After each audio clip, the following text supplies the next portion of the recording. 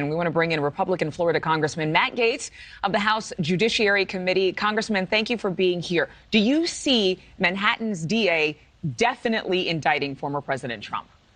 That is the expectation. He'll likely turn himself in New York at some point next week. And I'm concerned about the message that this sends all over the world, that America's moral authority will be zapped when there are despots in other parts of the globe who want to jail their political enemies, who want to arrest the prior administration, who want to ensure that their upcoming rivals don't have the opportunity to stand for election. I think President Trump will come out of this likely stronger politically, but no one likes being indicted. And so it's certainly a sad day for the country, and one that I think America will pay for globally for some time. You know, and there are a lot of people who would call this karma because of things and actions and words that former President Trump has made. But 3 House Republican committee chairs, including from the Judiciary panel, which you serve on, are now seeking a testimony and documents from DA Alvin Bragg. Do you think this is going to happen?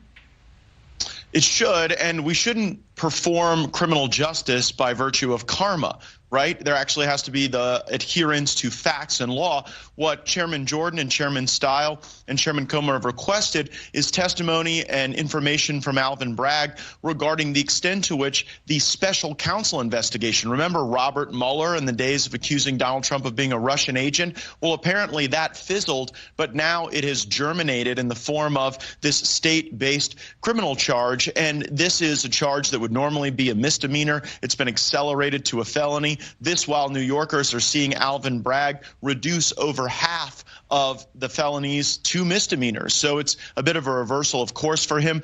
I saw new data this morning from Reuters showing that 54% of the country believes that this is a political prosecution, and that's what the Congress will be looking into.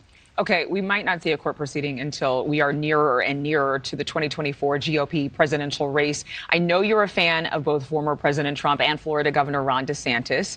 And though he's not officially said that he's running, there has been a lot of comparisons to the two men. He's now catching flack from Trump backers for seemingly taking a jab at Mr. Trump and all of the details surrounding this, some could say, lurid case. What are your thoughts on that?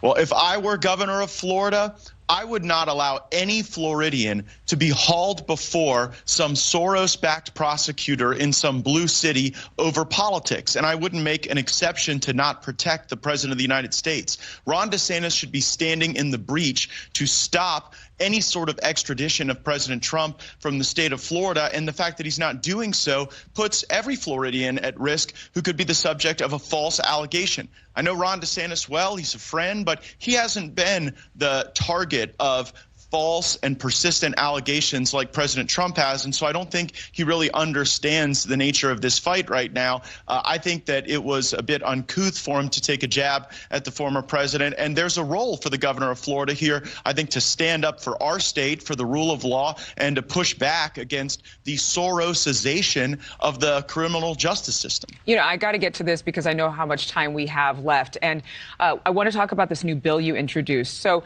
there was a finding that there was malfeasance at the FBI's Washington field office, wrongdoing by the agency. So you, along with 5 other House Republicans, introduced a bill to halt spending for construction of their new field office there.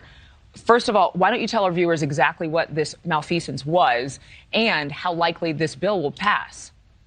Well, the FISA process is one that the Inspector General of the Department of Justice has been very critical of. In virtually all of the 28 files that the Inspector General reviewed, we saw cases where information was missing, where material information had not been kept according to standards. And there is political capture of the FBI, but not in every field office. We have brave FBI agents in Miami and Texas, all over the country, all over the world, doing great things. But inside of Washington, D.C., there is unique political capture. Now, Nancy Pelosi greenlit a new FBI facility larger than the Pentagon in the Washington, D.C. area. I believe that House Republicans should use the power of the purse to block that. If anything, we should be supporting the work going on outside of Washington, D.C., not the political capture that has occurred inside the Beltway of the Swamp. I have one more question for you. You know, with all of this going on, and obviously with the FBI, there are always going to be,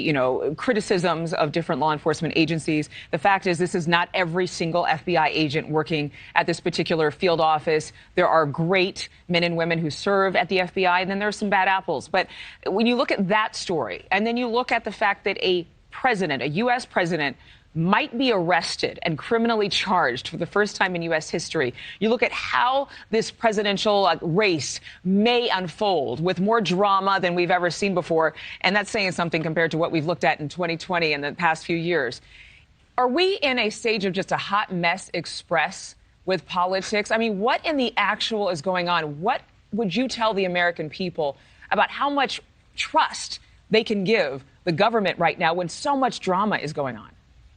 Well, we should trust but verify everything the government says. But I think you're right to be frustrated in a world in which we see our politics intersecting with the criminal justice system. I was a critic of trying to overly criminalize President Biden's management of information that had been found at his home, just as I'm critical of using the criminal justice system to try to politically decapitate President Trump, right? And so I think that our politics and our criminal laws have to occur in parallel. They should not intersect. And when they do, we start to look like third world countries that unfortunately they really grapple with the appropriate use of power. So I think we need checks and balances. I think we need to have our law enforcement focus on the facts and the law. And in this case, we have a perversion of the law, a tortured interpretation, a novel legal theory likely to be subject to a motion to dismiss the indictment very soon. But nonetheless, it will make America look bad. It will make Alvin Bragg look bad. I hope they reconsider it. But certainly we are expecting for a very dramatic week ahead. Okay, I know I just said it was my last question, but I have one more follow-up for you. You're a sitting congressman, so I have to go for this.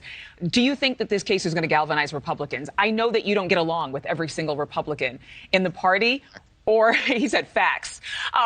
But do you think that this case with former President Trump, clearly you can be a Democrat, a Republican, an independent, and see the politicization here, or at least the potential for politicization with an open mind. So will this help to unify the Republican Party?